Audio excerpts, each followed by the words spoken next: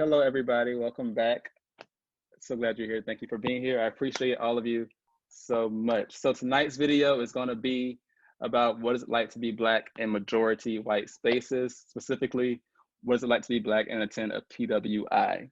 So PWI stands for predominantly the white institution. Generally speaking, these are schools that were founded back in the 1800s, 1700s, owned by white people, where it was a white-only schools.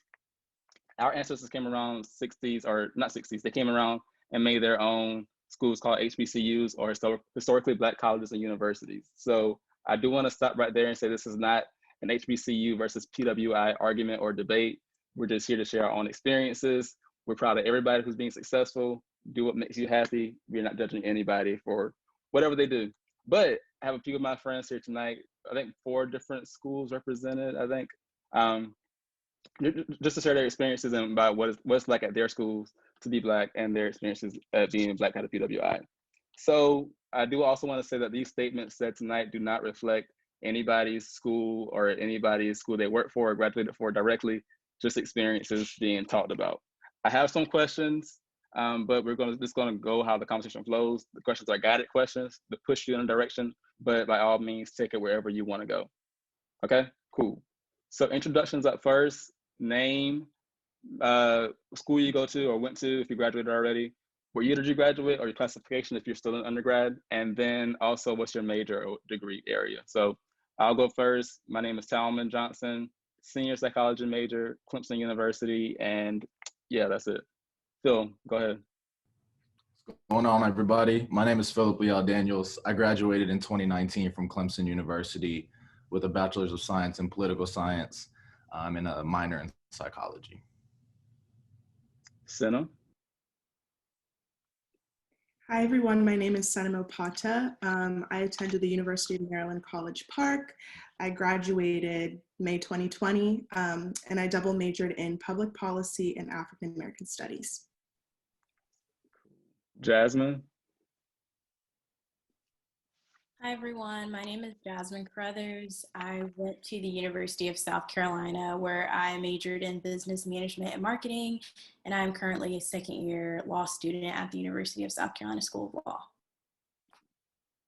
Mr. Marshall. Hello, everyone. My name is Thomas Marshall III. I am from Clemson University. That's where I graduated from in 2020 with a Bachelor's of Arts in English. And now I'm currently a Master's of Education student at the University of Houston. Cool. And Ms. Morgan Clinton.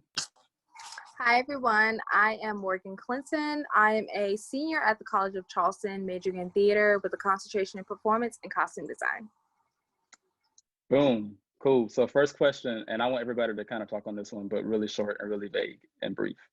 What are some of your overall thoughts and feelings about being Black and attending the PWI? How did you make your decision? Like, what factors did you think about when choosing your school? And do you regret not going to an HBCU? Whoever wants to talk about it first can go. I'll go ahead and start us off. That's a good array of questions, and I don't want to be too long-winded, but I don't think I regret going to my PWI. I think I'm a very purpose person, and whatever it was meant to be will be.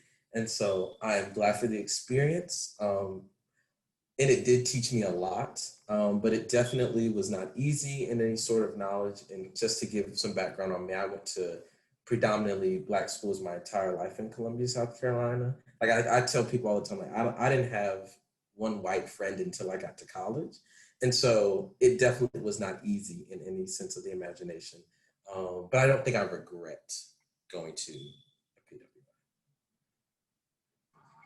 I think for myself, this is Morgan speaking, by the way. It definitely wasn't culture shock for me. I went to a high school where it was half and half. So like, African-American students as well as white students, Caucasian students, if you want to go with that terminology. So it wasn't like culture shock or anything. Do I regret going to my PWI? Absolutely not. I think I've learned a lot. I've learned a lot about how people think, people who don't look like me, why they think certain ways, just placing myself in different environments, able to, it sucks. Yeah, you got to be the voice for your community. But at the end of the day, like, yeah, you're the only Black girl in the class, but I'm able to show you, someone who may not have ever had an experience with an African American woman or African American person in general, how we are as people, you know, that we can be professional, we can, you know, be in the front of our class and be creative from a theatrical perspective. So with that being said, I am not at all, I don't regret going to my PWI. I've learned a lot from my different professors, my classmates, different things like that. So yeah, I love it here. It's interesting, but I love it here. Interesting. I'll piggyback off of Morgan. So my experience, I feel like the struggles and challenges that you face at a PWI weren't new to me. I went to a predominantly white high school. I was at a charter school with maybe one of 7 other Black students.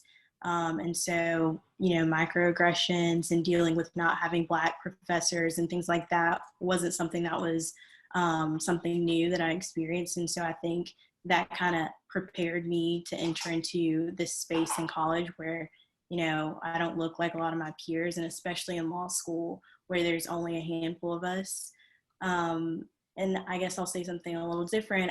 While I do think I had a pleasant experience in undergrad at my university, I do think there have been moments where I kind of regret not going to an HBCU because it was something that I looked into.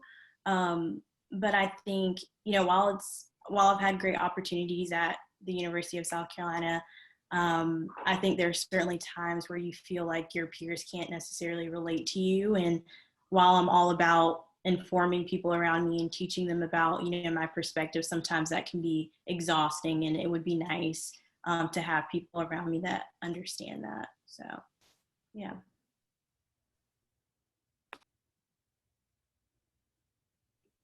I can go. So I don't regret my decision to attend a PWI, and similar to what others have said, I attended a predominantly white, private, Catholic, all-girls high school prior to attending my university. And so being in that kind of environment was not at all foreign to me. And it's interesting because when I had gotten to UMD, I was like, oh my gosh, this is so diverse. Whereas when I would, you know, speak to my other Black peers or POC peers, they'd be like, what are you talking about? Like, this is not diverse. And also for context, my university is located in Prince George's County, Maryland, which is deemed to be the most affluent Black county like in the country. So a lot of students that were coming were from that area. And so for them, it was a major culture shock. I do think that attending UMD definitely equipped me for existing in white spaces. And when I was applying to college, I did explore HBCUs. I don't think I valued them enough at that point in time. And I don't think it was until I'd actually like gone Greek and like joined, you know, a Black Greek letter organization that really made me value the importance of like existing in Black spaces and really uplifting organizations and institutions that were created by Black people for Black people. So yeah. Are you going, Telman, or me? You. Oh, I'm a moderator. Oh, my bad. I'm sorry. No, so I purposely chose to go last because my story is always like the unique one. So I come from a family of immigrants. My mom my mom and her entire side of the family is from Haiti. My dad and his entire side of the family is from Jamaica. So when they immigrated here, all they knew was work and education. So my dad went to college through the military. My mom went to FSU. That's just because she was in Florida and they had her major. So growing up, to be very honest with you, up until I got into college, I had never heard of an HBCU. Like I knew of Howard and Spelman and Morehouse, etc., but I didn't know they were considered HBCUs, right? And then similar to like what was said, I didn't really get the full history of what and why HBCUs are so significant until I joined a Black Greek letter organization, and I kind of got that history. So to answer the question, I don't regret my decision. My decision was based off of I lived in South Carolina. Clemson had my major, and Clemson gave me a scholarship. So to my parents, it was like check. You're getting the education that, you know, we fought for to get here and to have. And for me, it was like, great, I found a school. I'm doing what my parents wanted me to do and what I wanted to do for myself. Knowing what I know now, like I said, I don't regret my decision, but knowing what I know now, if I would have known that before, I would have done a lot more research. I would have toured a lot more schools. But I think like I said, once again, to answer the question, I don't regret it because, again, being a military family, I've lived many different places throughout the country and the world. So being at Clemson for me wasn't unique in terms of I was used to dealing with all different kinds of people, majority white people, etc. So it was just normal for me.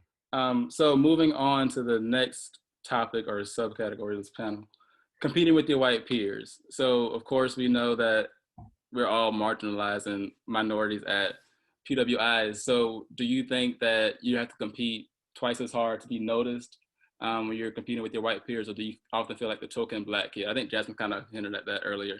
She talked about kind of explaining and being a spokesperson for the whole Black community. So do you feel like you are the token Black kid, or do you feel like you have to work twice as hard to be noticed by your white counterparts?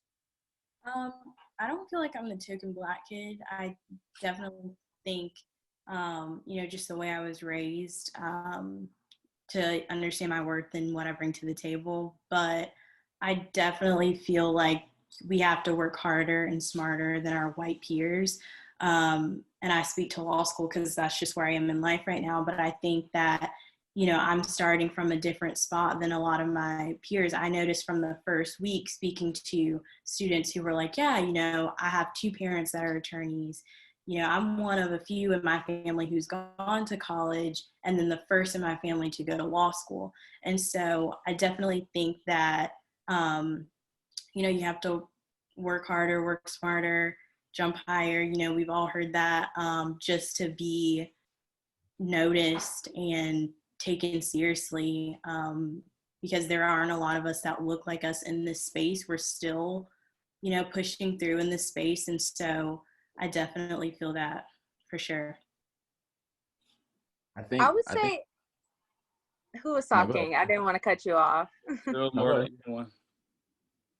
I would say in the space that I work in, if you would like to say, it feels like a job, if you want to be honest. The theatrical space at College of Charleston, I don't feel like I have to necessarily prove myself. I think my professors are actually really, really understanding. And they're actually on my side more than they are other students, if you want me to be honest. I just see how they interact with other students in comparison to me. And it sucks, but it's like, I don't feel bad for you. I don't, like a lot of the systems in place at a lot of these institutions are benefiting a lot of those students. And so it's like, it doesn't suck that my professor is on my side in this case, or like they're working for me. They say, Morgan, I understand that you have XYZ going on. You may have to work during college, to like put yourself through school. You may have, all these different classes that you're taking on top of everything else. So, like, I understand that you may not have been able to turn this assignment in. I'm on your side. You can turn it in whenever you feel like it. Like, I don't feel bad about that. I think a lot of my professors inside of my department, they're definitely understanding and they work with me. I don't feel any form of, opposition as far as that. But I do think I have had to work hard in the learning environment, in different, different other courses that I've taken that were outside of my specific major. I've had to prove myself, having to go back and forth with other students, or when we are talking about these sensitive topics, they're looking at me like, well, Morgan, speak, like, you're the only Black girl in the class, like, you speak, on behalf of your community. And so I have felt that. And it's uncomfortable. It sucks. No, I grew up, again, just because of who my parents are and how I was raised. I grew up knowing I have to work twice as hard to be twice as good. Well, twice as hard to be half as good. You know what I'm saying? Like that was, yeah, that was like the motto growing up in terms of everything, whether it be, academics, social life, sports, whatever. You got to work twice as hard. And I never really understood why. And then I got into spaces, and of course you become more mature, you become more educated, you become more privy to things, and then you really start to realize like why. There have been times where I felt like the token Black kid in the class, similar to what Morgan said. It's like there could be a discussion going on, or there could be something that may be a little more sensitive to minorities, for example, and they would look to me to see whether I'm going to say something, I'm going to give input, or on the other hand, if like a white student had this opinion on whatever topic, they would then like glance at me to see like, is what he said okay? Is what he said like toting that line of racist, not racist, appropriate, inappropriate? And for me, I've always been on the mindset of, you know, if you feel some way, say how you feel. Stand in your stuff. Keep it PG. Stand in your stuff. Like if that's your opinion, that's your opinion. But then at the same time, be ready for, you know, critique, debate, whatever the case is. But yeah, I've always felt like I have to work twice as hard. I think I definitely resonate with what a lot of people. Wait, is it okay if I go? Yeah, go ahead. Okay, sorry. I definitely resonate with what a lot of people were saying. I think from a very young age, I remember when I had first started at my high school, my mom had said, you know, Senam, you have to conduct yourself in a certain way because they're going to judge you before you even open your mouth. And so that was a lesson that was deeply ingrained within my mind at 14. Having transitioned to college, I feel very fortunate that my academic department, obviously with African American studies, I felt very supported just by virtue and nature of what I was studying. But in the public policy department, like my advisor was a Black woman, the undergraduate dean was a Black woman. One of my professors who had encouraged me to join the program, she was actually a white woman, but she is very progressive, and for her, it's very important to uplift people who are otherwise overlooked. That being said, I think just being the person that I am, I try to exist in spaces claiming my space. So I don't feel uncomfortable speaking about certain topics, or if people want to look to me to, sure, I do think it is a bit strange, but if it's an opportunity to educate, I will do so. That being said, however, I do think that my university definitely capitalizes on people who are more outspoken, or people that can kind of function as the face for diversity, which I do deem to be very problematic.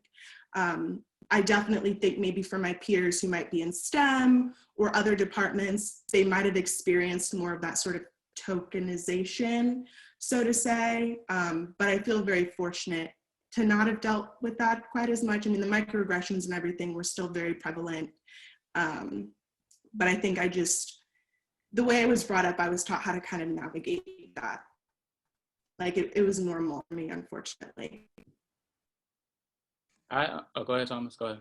Oh no, I was gonna say, I think so many great things have been said. I especially want to speak on the topic of tokenism, because coming from Clemson University, if anyone like knows me or knows anything about me, so much of my time was spent like being a part of like Clemson University's brand and everything, and like being on like different videos and things like that. And so when you're like a 19-year-old kid and someone tells you like, oh, you have this opportunity to like be, you know, like be a part of like the face of Clemson or whatever, be a part of this, like you're thinking, oh, like that's a pretty cool idea and everything, like this could be really good.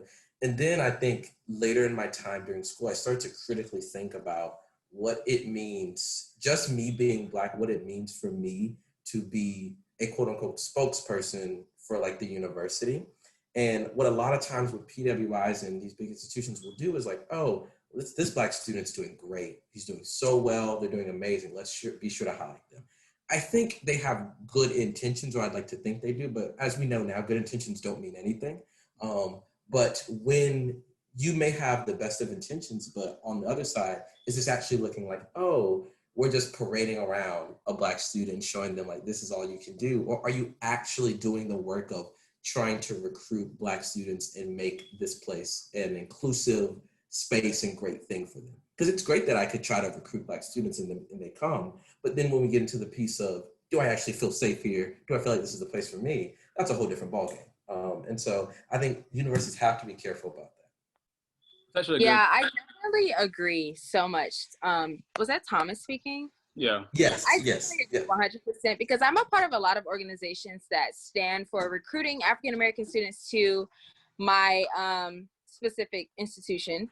And so it was a lot for me, you know, especially with all the recent stuff we've had going on with the riots and, police brutality, all those different things, all the injustices against our people, and how the college reacts to those injustices, because it directly affects us almost immediately. It was hard for me. Like, I'm standing in these positions telling people, yeah, come to my college. We're great. We do XYZ, being that face, like you were saying, Thomas.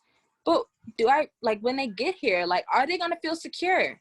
Are they going to feel like, when this or that happens in my society, that you're going to stand up for me, you're going to speak for me on my behalf, and you're actually going to, like, abide by these inclusivity, I don't know, principles you claim you stand by. It's just all of that. It's like, I don't know. It's really conflicting, and it's hard, I feel like, as an African-American student, because you want to be that person to say, come to a PWI. Like, you will get a different perspective on life. You'll get a different perspective on why people think a certain way. Like, you're able to change, like, the dynamic of what people think about your people, blah, blah, blah. Like, you're able to get, like, a hands-on experience in your specific departments. But then it's this other element of when stuff happens in our society, in the real world, like, dang, y'all are not able to stand up for us. Y'all don't even speak for us. Like, it's a lot. So I get that. I definitely get that. I just wanted to say that I agree on how you were feeling, bro.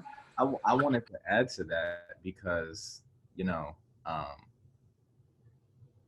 so of course, Thomas and I both went to Clemson. So I know of Thomas heavily and what he said. Every And postcard.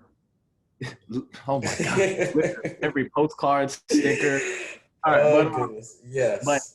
But a lot to the point of what Morgan said, if you know anything about me, that was a lot of my push in undergrad and even what I'm doing now. And it creates this, like, ethical and moral dilemma where it's like, how do I tailor my pitch to be as honest as possible, but still try to achieve the goal that we're trying to reach? And let me tell you, it's something to this day I still battle with. That's a whole nother conversation why, but it goes in, it's today. I said I still battle with that. And you get to the point where it's not only like when things in society are going on, like to Thomas's point, where it's like, he's on this billboard, so look, he's doing good, so that means everyone's doing good. Or to Morgan's point, like, something happened, do you feel supported? You become that person since hypothetically you brought in all of these minority students, that now when something happens, they look to you like, well, what do we do? How do we respond? How do we move? What's the next plan of action? Like, you brought me here, so now you have to be boss, or you have to be this higher up figure that makes you dictate how we move after something goes on. And it's something that I've kind of embraced, similar to Thomas's point. But as the years have gone on, you start to really critically think like, oh, this is what's going on. And then in a way as well, this is what I also contributed to with my good intent, but this is how the intent was taken and flipped. And a great point is, us as Black students, like, it's crazy, but like we should not even have to recruit people. Like, that's not our jobs. Our job should be able to just go to school, just be students, and that's what should be. But like, we don't always have that luxury because we're Black, and so that's also a frustrating piece of, like, we should just be able to not have to go to like an interview for like admissions, or do this other thing or do this other thing. You should be able to be like your white counterparts and be able to meet with professors and do the things that you're supposed to do. Like, we shouldn't even have to be put in those situations. Yeah, I think everything that was said is a great segue into what I wanted to ask y'all about next, which is diversity and inclusion. Like, do you think your school takes that seriously. I know for me, I've heard it a lot at this point. So like the real meaning of what diversity and inclusion means to me, when I hear universities and other schools use it, it's kind of like a buzzword and they're just using it because it sounds good, but they don't really take it into consideration when it comes about what does it look like to take steps to become diverse and take steps to become inclusive. I would like to go. So I actually served as the director of the Diversity and Inclusion Committee for SGA. And so with that, I would partner with our administrative level director who was tasked with addressing that. And we'd had a new woman come in and fill the role, and you know, she's a great person. But I think sitting in that role really made me realize, okay, the interests of those who these efforts are supposed to be supporting are always going to be put on the back burner because you don't want to look bad, you don't want to not be marketable, etc. And I don't know if you guys are super familiar with UMD at all, but in my time there, in my 4 years there, a Black man was murdered by one of our students who was a white supremacist. He was stabbed at a bus stop. His name was Lieutenant Richard Collins III. You can actually look him up. Terrible incident. The following year, one of our football players named Jordan McNair had passed away. They were doing training during the summer, and he just was not, his medical needs were not addressed at that point in time, right? And so these are things that obviously would make the school look very bad. The efforts following suit, mediocre at best, mediocre at best. And during my time at UMD, they had noticed that the retention of Black students was declining with each year, but also just their ability to accrue new Black students was also declining each year. And so it really becomes a question of who are you prioritizing? What are you really doing this for? And to actually make this a comprehensive effort and initiative to address the problems at hand. Because not only is it an issue of microaggressions and racism and, you know, being the token, people have died and you have a choice. And your lack of action shows your commitment to the very people that you were seeking to, you know, we want you to come to this school, we love you. And it's crazy because we used to have students, they would get students from predominantly Black high schools or POC high schools, and they would come and tour. And I can recall many of my peers going up to these children that they did not know and saying, do not come here, don't do it. And I think that speaks volumes. And I'm sure that this experience is definitely shared amongst a lot of Black students at other PWIs. University of Maryland, though I feel, you know, my time there has definitely contributed to my growth, they don't do a good job. It's absolutely inadequate, and I have vocalized that on many occasions, but they just seem to hear what they want to hear at the end of the day. Or they'll create some kind of subcommittee to address the matter, spend a year coming up with a report. What does that translate to? Nothing. And then they're like, well, I don't know why we're not getting students to come here. I don't know why, you know, so many Black students don't feel safe or don't want to come to UMD. The answer is simple. It's very simple, but I think people like to make it very complicated and they hide under the guise of these words. And it's tiring. It's tiring. Give us something new. Yeah, I definitely agree with you. 100%. I feel like my institution has recently done a really good job with addressing different feelings from the African American community.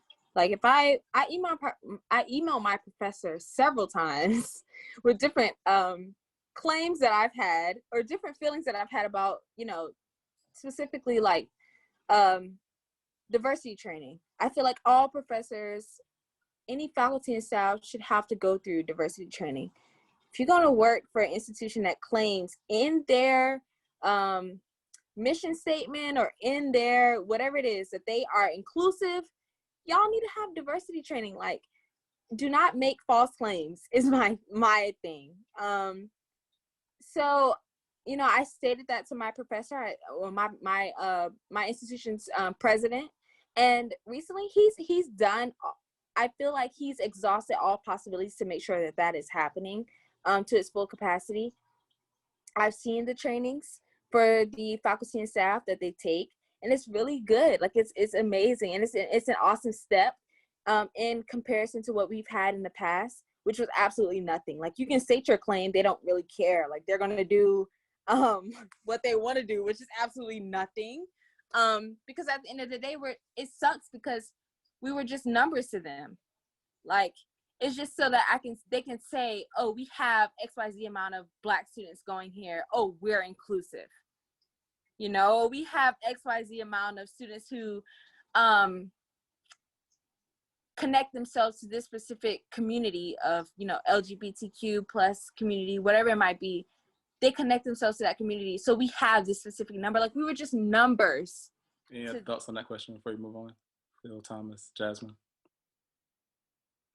All right. I was just going to say, I won't have a long response, but just to reiterate, I think, not to oversimplify this, but I think actions speak louder than words. And so, you know, kind of how she was saying, you know, there's an issue and they say something, then we don't get a follow-up, or a subcommittee is created and they sit around for a year and you don't really see the results of that. I think personally at my university, I do think that, you know, diversity and inclusion is more than just a buzzword. Senam, I sat on SGA and I was director for diversity and inclusion. I sit on a faculty committee here at the law school for diversity and inclusion. And so I do think that there's active steps, but, you know, there's also been times where I think they've really fumbled like, for example, this summer with, we're seeing all these racial tensions and, you know, people getting upset about the injustices that exist in this country. My school had a very late response to addressing it. And it was after the Black law students were like, hey, you need to say something about this. And then I just, their response, you could tell that there wasn't anyone in the room given their perspective, because I remember with the riots and the protests, they sent out an email and as a reminder for us to make sure that we're being professional and, you know, not making sure that we have a good look. And while that is important, I think they completely missed the point of why we were out there and how important it was for us to feel supported by our university that we're spending thousands of dollars to go to, as well as a law school community, and, you know, being people of service and, you know, champions of fighting injustices. And so I think there definitely have been steps in the right direction, but there's still a lot of work that needs to be done. And you can't forget that we're also in South Carolina. And while, you know, we're moving forward and steps are being taken forward, there are still a lot of issues that exist here in this system, in this education system. And so that's worth noting. I agree. That last statement was crazy. We are in South Carolina, which is, I think that plays a lot into why we deal with so much what we deal with at our schools, because we are in the South, deep in the South. Like, yeah. So that speaks volumes. So moving on, though, talking about seats at the table. What do you think about, or what are your thoughts on the statement, if they don't give me a seat at the table, I'll be at my own table? Do you think you should have your own all Black or your own all POC orgs, or your own all POC tables, quote unquote, whatever that looks like for you? Or do you think you should kind of make your space and quote unquote infiltrate their tables and kind of make it even? I'll touch on this one because this is something I'm passionate about. Again, this is something I've spent just about all of my undergraduate career fighting and working for. So the quote, like Thomas said, you know, if we don't have a seat at their table, we can make or have our own. I firmly believe in that, but not in the sense of I want all people that look like me and think like me and act like me around the table. I want a diverse table. But I think, in something that I've learned throughout my time in undergrad and now as a professional, I have to make space at their table, not only by requesting, hey, can I come sit, but also kind of kicking my way indoors. because historically we haven't had the resource, the access, the information, the knowledge, the understanding on how to build a table, on what it means to be at a table, on what it means to sit in a seat, why the seat's there, why there's X amount of seats, etc. So I've learned I kind of have to, for the sake of the metaphor, go behind enemy lines and learn and see how they do things, to not only, again, get the framework for what it's like to have my own table, but also to see, okay, what are some of the things that they're doing right? What are some of the things that they're doing wrong? So then I can be empowered enough to build my own table, but again, not just for all Black people, all minorities, but so that I can strategically bring in people who, yes, of course, share the same goals as me, long-term goals. Everyone may have different approaches. Everyone may have different opinions on how to get there. That diversity brings for good debate, good conversation, good progress. So yeah, that's something I've been trying to do. And then not even that, when I leave their table, making sure that seat can be filled by someone that's coming after me with the same, again, goals to push forward the mission. And then if I build that own table, or if I build that new table, ensuring that the framework is still there, so that when I leave, again, when I graduated from Clemson, there are people like Thomas Marshall, for example, who I will always gas to have the resources to continue to push forward the work that I not only added on to, contributed to, whatever you want to say. So I think, yeah, it's important to have your own table, but I think it's also important to kick your way into the old spaces to learn. Yeah, I think that's a really really good point. So when we talk about building tables, I'm going to take it in a bunch of different ways, and hopefully it will sound coherent. So in the first way, I think I hate that we have to go to the older table. I hate that we have to go to the white folks table. We're just going to call it as plain as it is. Like, I wish that we didn't have to live in a world where we have to endure slavery and 200 years of a racial wealth cap and Jim Crow and post Jim Crow and now the new era that we're in now. I wish we didn't have to do that, but unfortunately we're in a position where we have to. That's frustrating. So in order to gain some of that and to get that knowledge and that breadth, of course you have to join a lot of your white counterparts, and you have to infiltrate different spaces and stuff, and because it's the way of the game. But I wish it wasn't like that. I wish I didn't have to be able to do that and have to go all throughout the different ways and avenues. But I will say, when we put folks at this metaphorical table we're talking about, and to set this up, this metaphorical table is, I guess, company, board of directors, all white folks, and then we're going to plug in our two Black people that are going to be there. When we bring those people to the table, it is important that they know why they're there and they understand their purpose and their mission, because you are just there to fuel your own ego. I'd rather have the white folks, honestly, at that point. I couldn't care less, because when you are Black in this world, wherever you're going, wherever company you go to, whatever teacher you decide to do, you have to empower the other people behind you. Toni Morrison quote says it: when we get these jobs we've been so brilliantly trained for, we have to put on the other people. So we have to bring the other people with us. It is our duty. We don't have the luxury to just be individualistic and like, I'm just do my own thing and I'm gonna just do this. We don't have that luxury. Sorry, we live in America. We weren't brought here by our own will. So we have to make sure we're putting not only the correct people at the table, but being critically thinking when we're thinking about these folks that we're trying to put there. Well said. I'll hop in really quickly. I completely agree with both of them. I think we need to be at both tables. I think we need to be in rooms and parts of processes and systems that directly affect us, because who knows better than ourselves and our community, the things that we need and the perspectives that we had. But with that being said, I also think we need to be building up our own community as well.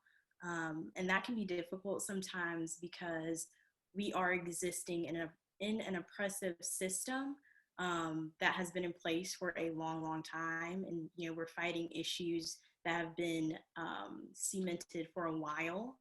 But I think that's just a testament to Philip's point that when we do infiltrate these rooms and we are sitting at this metaphorical table, that we're pulling people up behind us, because if not, then what's the point?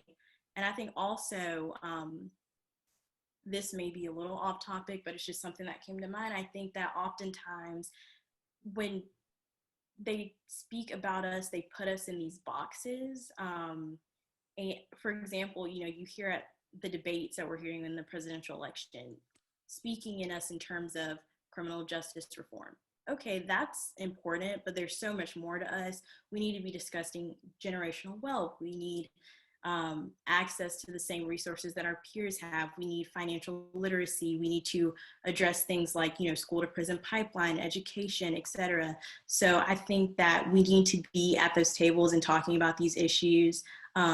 But we also want to make sure that we have something that we're building and passing on to the people that come after us, because like Thomas said, we don't have the luxury to look at it in an individualistic manner, which sucks, but that's just the reality of it. And so I think it's important that we're at both, that we infiltrate the tables that exist and break down those barriers that exist for us, but also we're thinking and putting our community first and building us back up as well. Well said. I definitely agree with everything that has been said. But one point I want to mention as well is I think creating our own tables is also very vital in mobilizing. So, coming together as a collective. I know that, the Black community obviously is not monolithic. And so we don't necessarily have all of the same priorities as individuals or maybe even the same needs. But I do think it's really important for us to come together and create a space of our own, not only to build from and uplift people from, but also to be strategic, when we do enter the white folks table, as Thomas coined it. You don't have to repeat my plain language.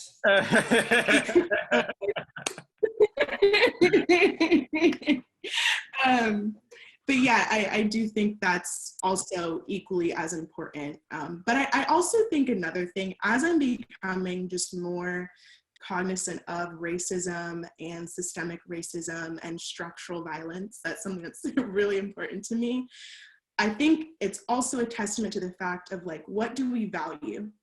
I think obviously living in a white supremacist society, we are taught that whiteness is the beacon, whiteness is the standard. But I think if we as Black people come to the decision that no, we know that we exist in a very white realm, but we can decide what is valuable. We can decide what our individual standards are. Because it's great to be at the table. It's important to be at the table, but the table is going to continue existing and oppressing us until we come up with a new definition of what matters and what's important. That's it. That's it. Well said. Here goes Phil again. All right. So moving forward, how do you think, in your opinion, how do you think your school, university, white counterparts, people of influence, what do you think they can do to show that they actually care about people of color and they care about equality and diversity and inclusion? What do you think they can do to put the inclusivity into action besides us just being a number at their schools? I think the first thing, and again, it may go back to the old Caribbean way of talking that I grew up on, but you have 2 ears and 1 mouth. So listen twice as much as you talk. I think the simple way to not only show intention is, and it frustrates me, so I'm going to say this, just shut the hell up and let the people who are experiencing it, the people who may be more informed, the people who may have more ideas, the people who aren't the oppressor, I guess to be very blunt, have input and say. You can't be a part of the problem and then talk about why there is no problem, why the problem is less than it's being made to be, or how to fix it. You have to sit down and just take whatever debate, whatever criticism, whatever emotion comes with the conversation of how we move forward. I can be a billionaire and throw hundreds of millions of dollars into diversity and inclusive efforts, but it's going to be money going into a lost account if there's no plan of action on how to use that money. If there's no plan in place for what to do, if there's no diverse table to allocate the money to and distribute it, etc., then you're making no progress. It frustrates me, and I'm gonna be quiet because I can go on for hours. It frustrates me to death that there are all of these talks about let's get better, but then you don't empower the people who have the knowledge, the history, the insight to make things better. You continue doing the same things that you've been doing, looking for a different result. And how I was raised, again, my father always said, Philip, if you continue to do the same thing over and over and expect a different result, it's a definition of insanity. So I think people need to stop being insane. Long story short.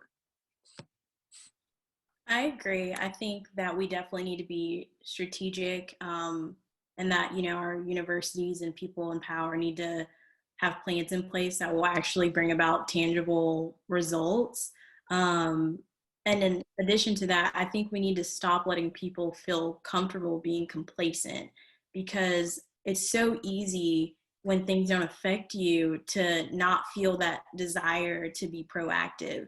And so, you know, I've had so many conversations with my peers, and I'm just like, why is this not upsetting to you? This should be, you know, an issue. You know, you should not want, even though it doesn't directly affect you, you shouldn't want others around you to have to experience this. And so I think when a system is working for someone, I think it's not always comfortable for them to see it change. But like Philip was saying, what the past things that we have in place are not working.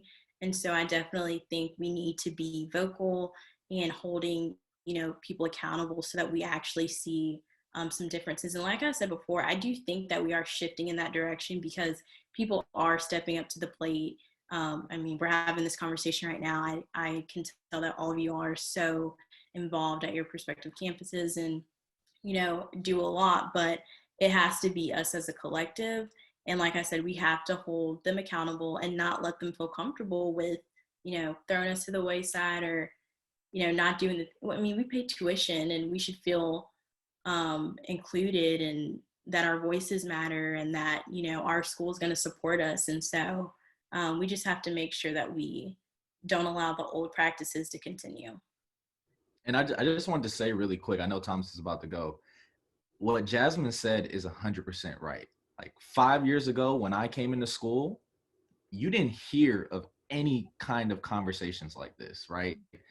A lot of the things that have happened, and I've always said it, where I began 5 years ago looks completely different than where we are now. And I love that. But I think to Jasmine's point as well, if you continue to be complacent, you can't then continue to say that you're for change, you're for a more diverse and inclusive space, etc. You're being a hypocrite. You have to either be true to who you want to be and drop this, I want to be more diverse and more inclusive, or you have to drop being complacent and take the steps to be more diverse and inclusive. All right, I'm done now. Thank you. Definitely. I think this is a great comment. I think me and Senam have this conversation a lot, and you either be emboldened in your racism and you be a racist and you do it as an institution, or you be anti-racist. You have no choice. There is no in between at this point. You truly have to take it out. Anti-racism work is hard. For the white folks that really want to try to be anti-racist, and these big institutions and corporations that are really trying to do that, that is hard work. It will not be easy. You will continue to be called out. You will continue to be offended. You will continue to have to come to grips with your biases that you end up confronting every day. It is not easy work. And so I applaud the corporations and these bigger institutions and like these PWIs that try to do that, because it is not easy. But you have to be willing to say, I don't care if a racist football donor that donates a lot of money doesn't donate anymore because I now care about Black students. And you have to be okay with that. You have to be willing to do that. And at one point, what do you put up with in terms of trying to gain money and value and care about human lives? Because Black people are dying. And so you got to pick a side.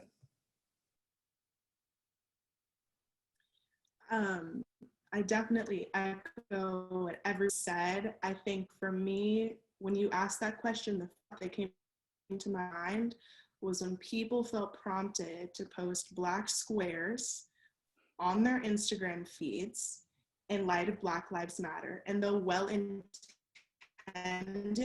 surface level response, and two, you're doing it for show. And I think that alone encompasses much of what many universities do. And for me, as Thomas was saying, I'm very big on owning it. If you are racist, own it. If you're prioritizing the interests of your white donors, own it. If you know that because Black people only make up the minority of your student population and student body, therefore they're not quite as important to you, own it. Don't hide under a facade. Don't hide under a poorly articulated and cultivated email that you're going to send or whatever else. It's unacceptable. And on top of that, I think people need to be consistent. You need to be consistent. If you say you're going to do something, not only follow through, do it and keep it up. Because it's going to take a lot more. Like my university released a video with all players, and they wore these t-shirts and they were talking about empathy, equality, community. That is all good and well, but I think we all know that that is not at the heart of the issue. Call it what it is. It's racism and white supremacy. You know that these football players are not only bringing you a ton of money, you are going to limit what they're able to say in these spaces, knowing that their lives are not valued, especially at UMD, knowing that a football player literally died while under your supervision, and this is the best that you could come up with.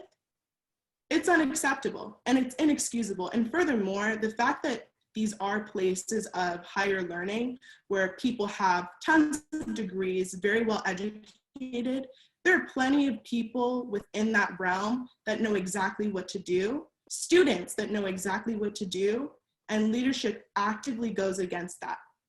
And not only does the inaction show who they prioritize, their action also kind of reinforces that notion as well. And I'm just tired. Like, just be real. If you're racist, okay, at least I know not to expect more from you. Don't try to sell a facade. It's just not going to work. Sorry, I get very passionate about it. No, go for it. I know for me, go ahead, Morgan. Sorry, Salman, what were you saying? No, go ahead, you got it. No, I was just going to agree 100% with what all of you guys have said. Just the level of consistency, like you have said, we need that. We need consistency. Like, stop saying you are an inclusive school. Stop saying you stand by Black lives, blah, blah, blah. But when XYZ happens, you know, you hold certain things over your students' heads. Like, oh, just because you work in this department, remember, you can't speak up about that because you might lose your job. Remember that. Or, you know, you might not be able to excel in certain environments just because you're speaking up about this. Like, listen to us when we come to you with our claims, but also implement action. Like, claim what it is that you are really about. Like, if you're about, oh my gosh, we have this amount of white students who come to our school and they stand by this or that, and we're going to, like, they're giving towards our school, they have all the money coming towards, blah, blah, blah. Like, we're gonna stand by them, stand by them. You know, be about what it is that you are actually about. And I think that's the only thing that Black students want. I think that's the only thing we've ever wanted is consistency. It's like emotional abuse, if you want me to be honest, to hear an institution say, we stand by this or that, but when certain instances happen, you don't see them exemplifying what they claim they believe or you don't see them exemplifying that they care about all of their students, not just 50% or not just, you know, the 95% of their students. You don't see them standing up for all of their students. And so that's all we want is consistency. Like, don't be a deadbeat institution is what I feel like all of us are saying. So that's the biggest thing for me. It's consistency. Like, that's all I want. If you about it, be about it. Mm-hmm. If you're gonna be racist, be racist. Like, I respect that. And then just know I'm not coming to your school because why would I? You don't deserve my black coin. You don't deserve my black coin and you won't get it. The spirit has called me back. So I'm back on my soapbox. My last thing, because this really irks me. Change. The work is not seasonal. February is not when all of the progressive movements, plans, conversations should start. February is the shortest month. That's a short ass conversation. I'm not here for it. These things should not be seasonal because unfortunately the King George Floyd died. That doesn't mean the conversation ramps up. And then unfortunately, when the media moves on to the next news cycle, you stop talking about it because it's not in the news or it's not trending or it's not the thing everyone's talking about. Because Jacob Blake, that situation happened, that doesn't mean it ramps back up because, oh my God, there's another black guy in the news, or Breonna Taylor, oh my God, there's another black woman in the news, or what happened 2 days ago in Philly happened, there's another in the news, so let's continue to keep talking about it so that we stay on topic or we stay with the trends.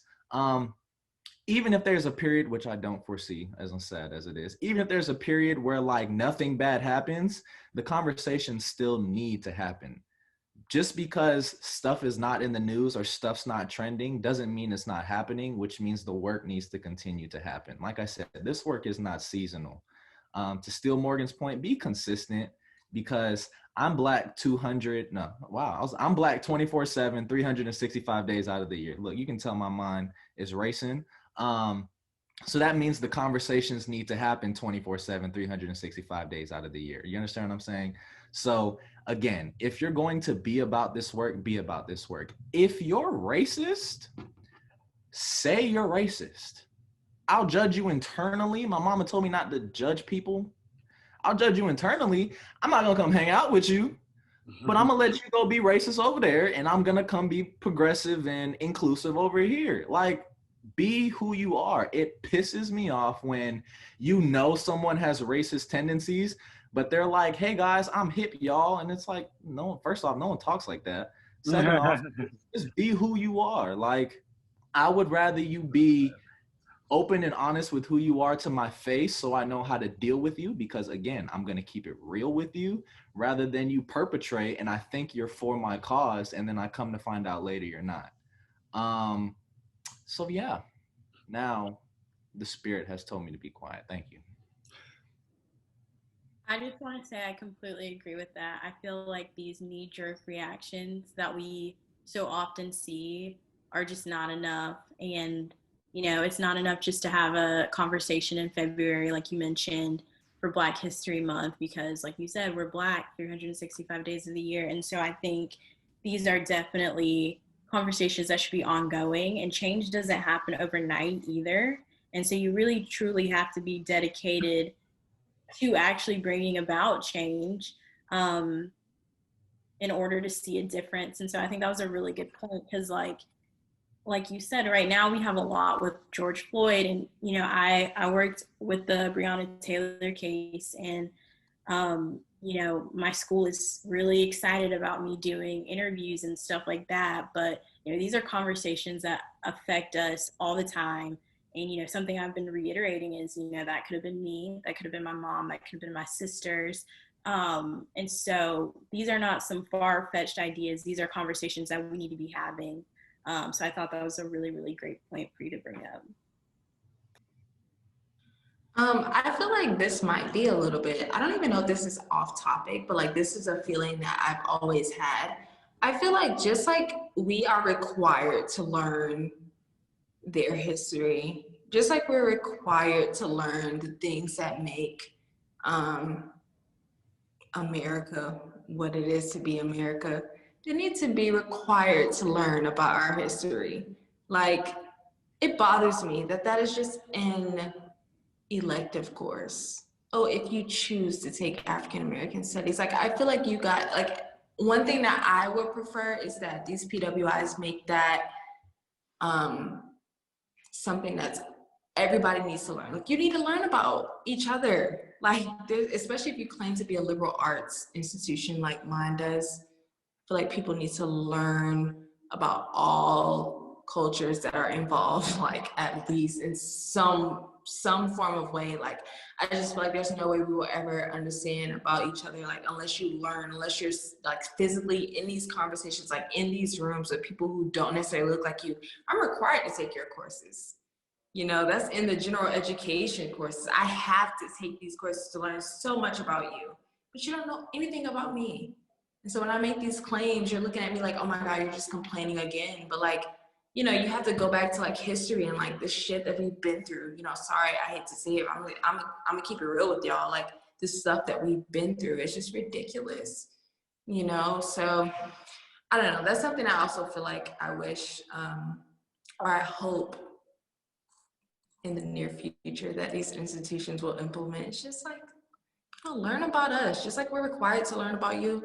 Learn about us. Learn about what makes us who we are, why we are the way we are. Yeah. Any other thoughts about anything if you didn't talk about it either? Anything you want to talk about really quickly, Phil? I just wanted to end and say, you know, a lot of what we said, of course, the conversations about, like, universities, colleges, but all of these things should be extended to, like, the world, like, not even just school. Yeah. You know, our workspaces, the government, etc. Yeah, it's the conversation was pointed in, you know, the realm that we were discussing things, but I just don't understand why it's so hard to grasp these concepts in everything, in government, etc. But yeah, I'm just gonna be quiet on if you're racist, say you're racist. Thanks. One more thing, to your point about government, literally look at yesterday with the Senate or the Supreme Court confirmation. Homegirl just became a judge 3 years ago. Never tried a case in front of the Supreme Court, and now you hold justice. Like, how? How? Phil said earlier, you got to work twice as hard to be half as good. With that being said, Tom, and like we were talking about the other day, I've watched like 10 seasons of Judge Judy, so sign me up next. Exactly. Please sign me up. I got you. This is going to be posted, but you should definitely encourage your followers to go and vote if it's before election day, because it'll be after election day, but definitely still go vote. Okay, yeah. In future elections, still go vote, even not just presidential elections, local elections as well.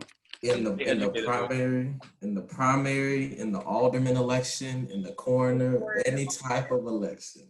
If you can vote, vote. Please. It does count.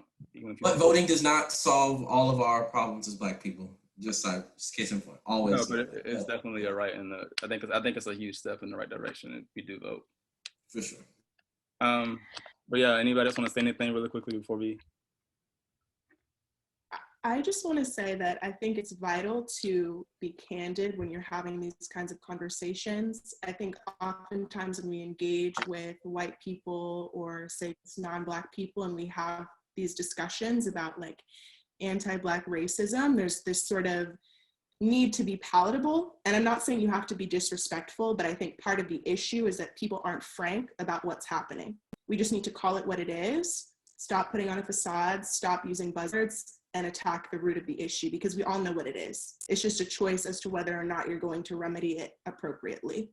And part of doing that is just being honest, like, period. That's it. I agree. There's a way to say it, but definitely be upfront and direct in what you mean. But don't get disrespectful, of course. Anything else? Any final sayings? All right, well, cool. Thank y'all so much. I appreciate all of you. You have no idea how much this means. I really do appreciate y'all. But before we get out, once again, YouTube, make sure you like, comment, subscribe to my channel, turn that bell on, all that good stuff. And Yeah, that's all I got for y'all. Have a good one.